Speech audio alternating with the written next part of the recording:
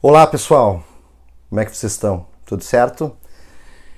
Na aula de hoje nós vamos introduzir aquele tema que eu julgo ser o mais importante no tema dos direito internacional dos direitos humanos. O tema que eu mais pesquiso, o tema que mais envolve a minha área de atuação como pesquisador, que é o tema das migrações forçadas, em especial o tema dos refugiados. Nessa aula de hoje será uma introdutória para termos um panorama geral do debate, da discussão, que me parece ser o tema dos temas dos direitos humanos, especialmente o tema dos refugiados dentro da discussão das migrações forçadas, né? Porque o tema dos refugiados ele traz consigo outras vulnerabilidades relacionadas aos direitos humanos, né? A questão do racismo, né? O refugiado perseguido por questões de raça, perseguido por questões de religião, perseguido por questões ligadas a gênero, a criança refugiada, questões ligadas à orientação sexual, problemas políticos. Nós vamos ver com maiores detalhes. E esse é um tema que eu pesquiso há mais de 10 anos, eu vou mostrar para vocês aqui rapidamente a minha produção, não é nenhum tipo de proselitismo, mas é mais porque eu me responsabilizo pelas coisas que eu escrevo e até para vocês terem conhecimento disso. Esse primeiro livro que eu escrevi, A Pátria dos Sem Pátria, Direitos Humanos e Alteridade. É um livro que eu publiquei em 2011, fruto aí de uma dissertação de mestrado, já vinha pesquisando há um tempo, e me lembro que na época que eu lancei, ele era visto como um tema curioso, um tema dos refugiados e dos apátridas, que também vou comentar em seguida, e chamava atenção por ser um tema aí que não aparecia tanto na mídia, né? Agora, esse segundo livro aqui, Direitos Humanos e Hospitalidade, a Proteção Internacional para Apátridas e Refugiados, que eu publiquei pela editora Atlas, que é a minha editora principal, esse livro já teve uma repercussão maior, foi publicado em 2014, e em virtude desse livro, eu fui convidado para gravar umas aulas lá no STF, naquele programa Saber Direito. Muito embora essas aulas estejam um pouco desatualizadas por questões mais ligadas a dados, eu vou também usar elas como algumas aulas para nós aqui, porque são aulas lá com maiores detalhes sobre essa questão, que se eu fizesse de novo seria muito semelhante. Eu também lancei, junto com a professora Cristiane Feldman Dutra, esse outro livro aqui, Direitos Humanos e Xenofobia, Violência Internacional no Contexto dos Imigrantes e Refugiados, que é um livro de coletânea de artigos de pesquisadores do Brasil inteiro. E o meu texto aqui, escrito em conjunto com a Bettina Post, trata sobre a situação de vulnerabilidade de mulheres em campos de refugiados. É uma discussão sobre refúgio e gênero. E o ano passado, em 2019, eu fui convidado pela EDPUC para escrever um livro mais direto ao ponto, um livro, assim, digamos assim, sem uma linguagem tão acadêmica, contendo o tema das migrações forçadas, que chama-se Direitos Humanos e Migrações Forçadas, Introdução ao Direito Migratório e ao Direito dos Refugiados no Brasil e no Mundo. Então esse livro aqui é um livro curto que tem mais ou menos assim o essencial, e é claro que sempre, a cada semestre, ele desatualiza dados, enfim, mas são livros que tem disponível na biblioteca da PUC, e essa questão atual que inviabiliza a pesquisa, mas eu vou falar sobre isso mais tarde. Nessa nossa aula introdutória sobre o tema das migrações forçadas, alguns pontos introdutórios eu preciso trazer para vocês. O primeiro deles é perceber que a discussão sobre migrações forçadas envolve uma queda de braço, uma disputa entre direitos humanos e soberania. Nós já sabemos que no estudo do direito internacional, o tema da soberania é o tema central da nossa discussão. A soberania é a espinha dorsal do direito internacional, muito embora existe uma série de entradas para pensarmos a soberania, mas dentro do direito, para facilitar a nossa ideia, soberania, como nós já sabemos, é o direito que os Estados detêm, seja no direito internacional clássico quanto no direito internacional contemporâneo, de não sofrerem nenhuma ingerência externa de nenhum outro país, e nem mesmo das Nações Unidas, no que diz respeito aos seus chamados atos de império, atos de governo, os exemplos que eu sempre dou. Quem decide qual a moeda do Brasil, se a moeda do Brasil é real, é o Brasil. Quem decide a forma de regime político no Brasil, presidencialismo, parlamentarismo, é o Brasil. Nenhum outro país poderia exigir essa mudança, porque é um ato soberano. E o que isso tem a ver com o tema das migrações forçadas? Tem a ver porque a ideia de aceitar estrangeiros em seu território é uma ideia que diz respeito a um ato soberano, em que pese ser um direito soberano de aceitar estrangeiros em seu território, no sentido de que mesmo quando o país concede um visto a um indivíduo de nacionalidade estrangeira, pelo motivo que for, o país pode recusar a entrada desse indivíduo no seu território. Mas por que existe essa queda de braço entre direitos humanos e soberania nesse debate, nessa discussão? Porque apesar de ser um direito soberano, nós vamos ver que, seja no âmbito dos direitos humanos, seja do ponto de vista mais geral, por exemplo, na Declaração Universal dos Direitos Humanos, ou seja, no que diz respeito a questões mais específicas, ou seja, tratados internacionais envolvendo a temática migratória, mesmo que os países supostamente levem em conta ou devam levar em conta a declaração internacional, ou mesmo naqueles tratados internacionais que o país ratificou, assumiu compromisso perante a comunidade internacional e deve fazer valer por força do princípio da pacta sunt servanda, ou seja, ele se obrigou, ele deu a sua anuência via ratificação e ele tem que cumprir aquilo que ele mesmo aceitou. O que nós vemos é que, apesar dos direitos humanos, apesar das discussões ligadas aos direitos humanos envolverem direito de migrar em linhas gerais, em situações específicas que nós já vamos ver, na prática, o que nós vemos são os estados não cumprirem essas determinações gerais, principiológicas internacionais sobre o tema migratório, ou mesmo os tratados internacionais que eles firmaram compromisso, alegando o seu direito soberano. Então, por isso que é uma tensão entre direitos humanos e soberania. O primeiro argumento que os direitos humanos teriam a dizer em relação a isso é que, quando um país vai lá e firma compromisso internacional, ratificando um tratado, ele faz isso como um ato soberano. Ninguém obrigou ele, ninguém obrigou o país a ratificar. Então ele cumpra essas determinações do tratado. É claro que nessa batalha, nessa queda de braço entre direitos humanos e soberania, evidentemente, quem vence é a soberania. Então esse é o primeiro ponto introdutório. Direitos humanos e soberania é como nós vamos conduzir a discussão aqui entrando nessa temática nesse momento.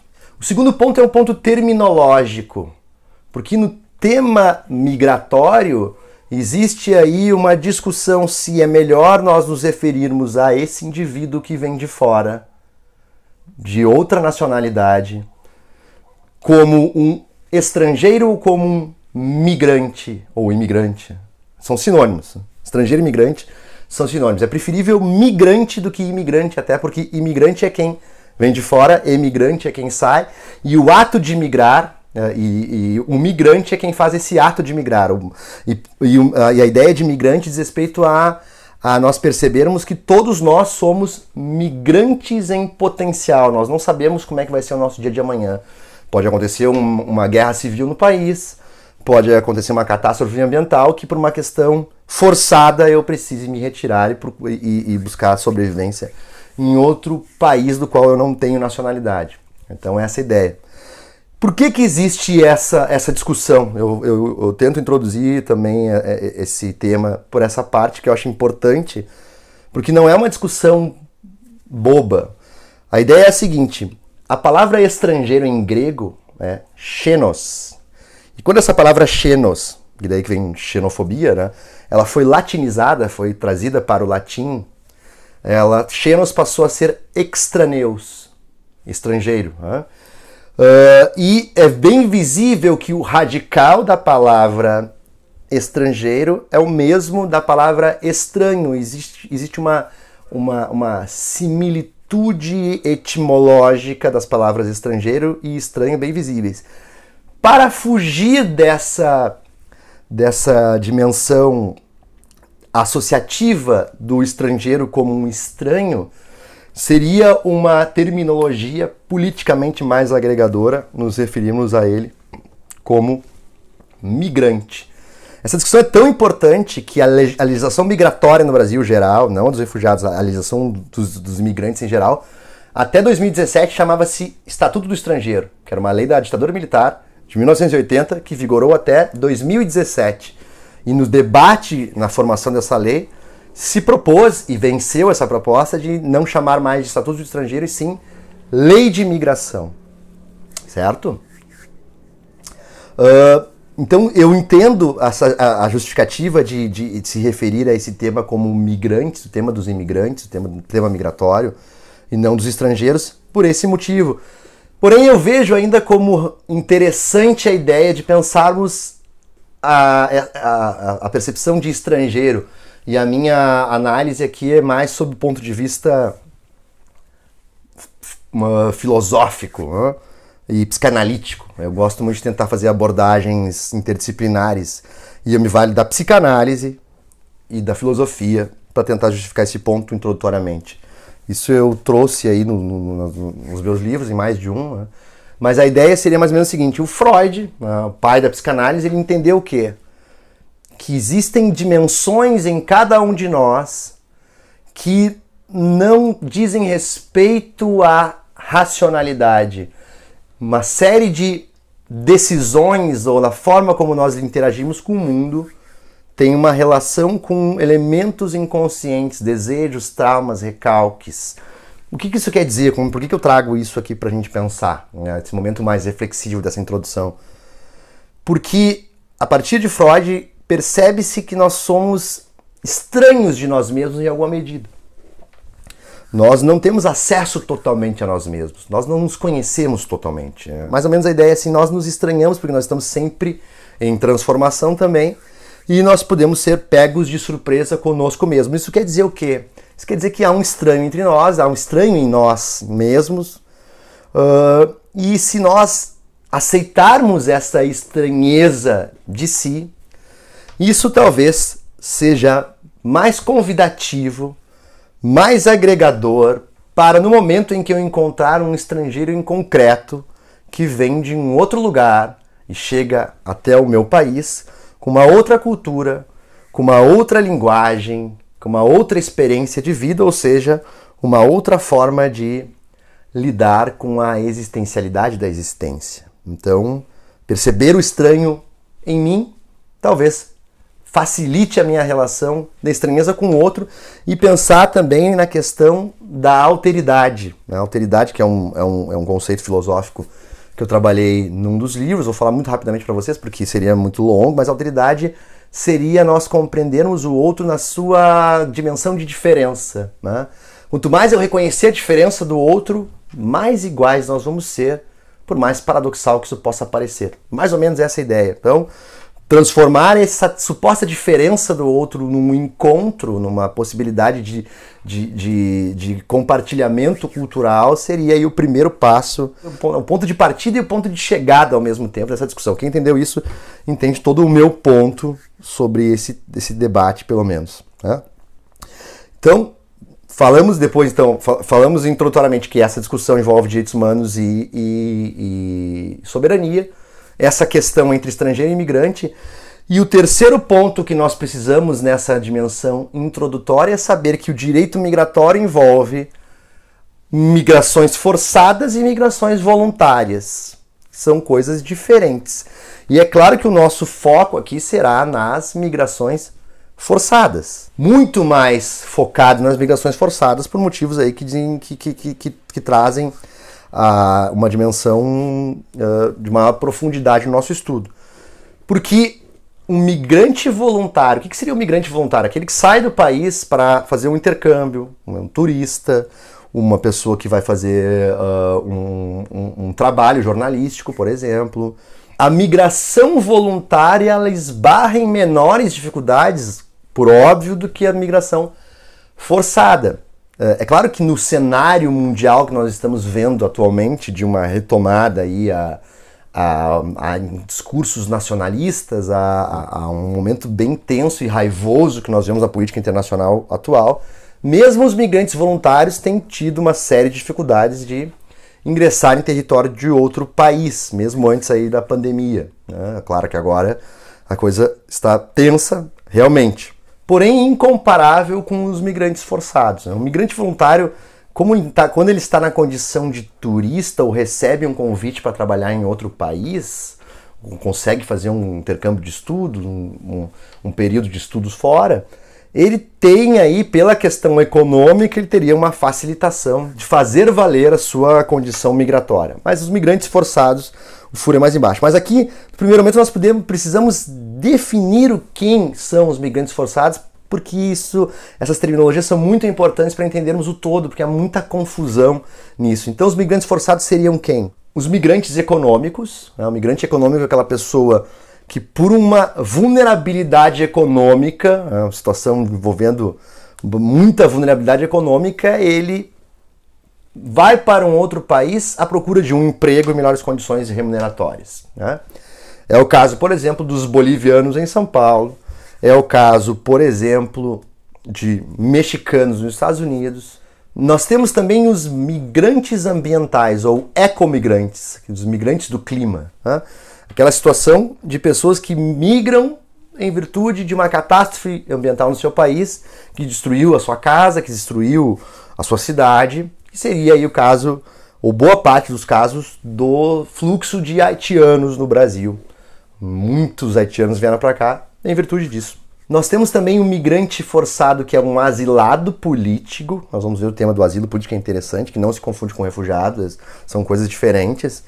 Mas o asilado político é uma pessoa que está sendo perseguida por questões ligadas a um contexto político e pede uma proteção chamada asilo político num outro país. É também um migrante forçado. Nós temos também o fenômeno dos apátridas, que são pessoas que não têm nacionalidade nenhuma, que em tese não teria à primeira vista uma relação direta com a migração, mas nós vamos ver que se essa pessoa não tem nacionalidade nenhuma, é porque ela acaba tendo uma dificuldade de acessar os atos mais elementares da vida civil, e isso, muitas vezes, faz com que ela tenha que migrar. Nós teremos uma aula também sobre isso. E, por último, nós temos as pessoas em situação de refúgio, que é o caso aí mais emblemático que nós temos dos direitos humanos e mais potencializado nesse estudo das migrações forçadas. Nós temos mais de 70 milhões hoje no mundo em situação de refúgio. Nós vamos ver melhor isso com mais detalhes, que aqui nós estamos apenas introduzindo. Então, nessa queda de braço entre direitos humanos e soberania, nós vamos estudar 3 grandes discussões, 3 temas que eu introduzo para vocês aqui, né? O tema da nacionalidade, esse quadrinho aqui, o tema da condição jurídica do estrangeiro, e o tema do asilo político e o tema dos refugiados. Então, nesse primeiro ponto do tema da nacionalidade, segundo a Declaração Universal dos Direitos Humanos, e eu trago ela como base para essa queda de braço em direitos humanos e soberania, sustentar para vocês, no seu artigo 15º, segundo a declaração, todo e qualquer indivíduo tem direito a ter uma nacionalidade. Então é um direito humano sermos brasileiros, franceses, croatas, búlgaros, alemães, etc. É um direito humano, seria em tese. Porém, o direito internacional sustenta que os países são soberanos para definir os seus critérios de atribuição da nacionalidade. E esse fato, dentre outros que nós veremos, os critérios de atribuição e muitos outros fatores podem fazer com que existam indivíduos sem nenhuma nacionalidade, que é o caso dos apátridas. Eu havia colocado rapidamente antes. O mundo tem mais ou menos hoje, segundo os dados das Nações Unidas, entre 4 e 10 milhões de apátridas no mundo. O dado é impreciso porque a ONU não conta com todas as informações necessárias dos países, os países maquiam esse cenário. Pessoas sem nacionalidade nenhuma são pessoas que não conseguem exercer os atos mais elementares da vida civil. Imagine uma pessoa que não tem um CPF, um RG. Ela não consegue, por exemplo, abrir uma conta em banco. Ela não consegue, por exemplo, sair do seu país, tem dificuldade para sair, acaba tendo que sair de forma ilegal, clandestina. Também uma pessoa sem nacionalidade em virtude dessas circunstâncias, ela acaba sendo vítima aí de trabalhos análogos à escravidão, muitas vezes. E o Brasil, nós veremos isso, ele foi um grande produtor de apátridas num passado relativamente recente, de 1994 até 2007. Nós falaremos sobre isso em outro momento. E esse tema estará numa das aulas lá do Saber Direito, lá no STF, que eu vou trazer para vocês. Né? Segundo tema, que é o tema da condição jurídica do estrangeiro, que é um tema que eu vou falar pouco para vocês, porque vocês verão isso na disciplina de Direito Internacional Privado, apesar de ser uma discussão pública. Né? Diz respeito ao direito de ir e vir, de ingresso e permanência do estrangeiro no território nacional, nos territórios dos países. Naquela nova lei de imigração que eu havia comentado para vocês. Ora, segundo o artigo 13º da Declaração Universal de Direitos Humanos, todo indivíduo tem direito de ir e vir, de ingresso e saída no território de países que não têm nacionalidade. A ideia é que quem trabalha com o tema migratório, pesquisa nessa área em geral, parte como paradigma é de que o direito de migrar é um direito humano. É um direito humano, seja do migrante voluntário, turista, um intercambista, um estudante, seja do migrante forçado. É claro que o migrante voluntário, nessa circunstância que envolve capacidade econômica, ele tem mais facilidade de fazer valer o seu direito de migrar, né? Apesar de que no contexto atual que nós estamos vendo no mundo, aí uma retomada de discursos de xenofobia, como existe uma crise econômica mundial que assola o planeta, é muito fácil o estrangeiro ser um dos alvos de um populismo político, de associação como um inimigo. Né?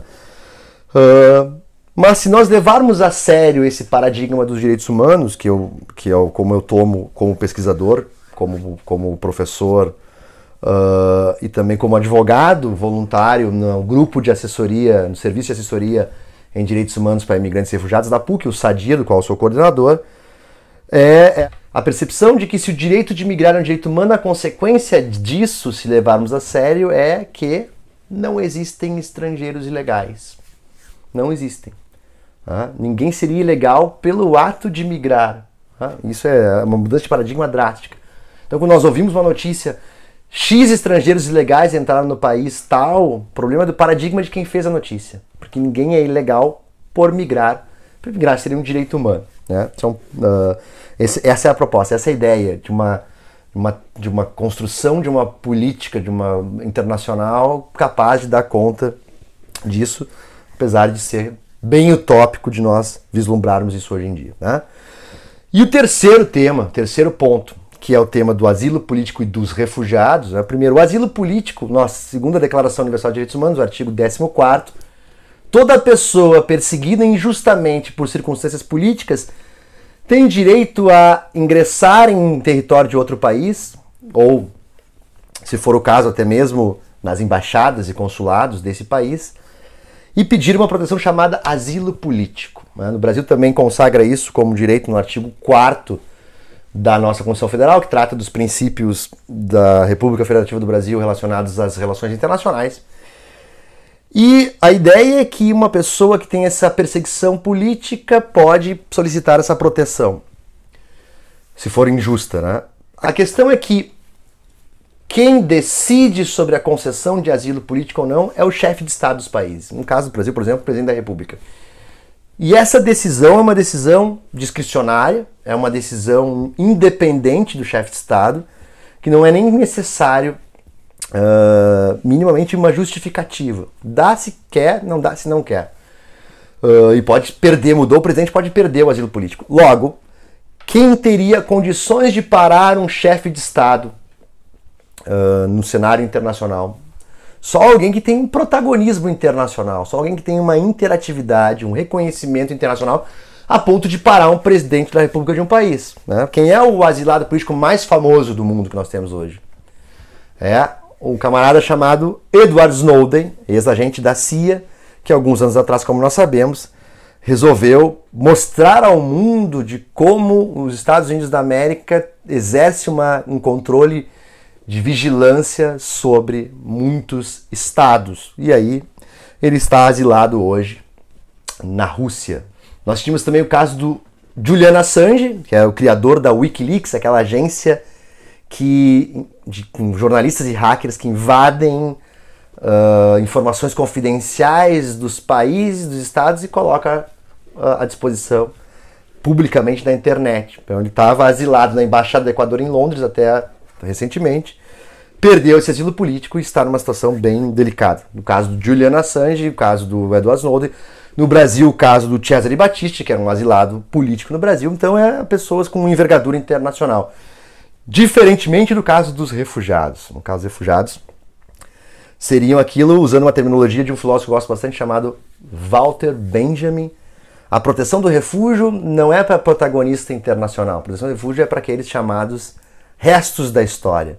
Pessoas em situação de vulnerabilidade que contam com a boa vontade dos países signatários de um tratado internacional chamado Estatuto dos Refugiados, que nós vamos falar bastante, e conferem a essa pessoa que está tendo um bem fundado temor de perseguição, por motivos que nós vamos ver em outra aula, essa proteção chamada refúgio, e contando aí com o auxílio também de uma agência especializada da ONU chamada Alto Comissariado das Nações Unidas para Refugiados, o Acnur.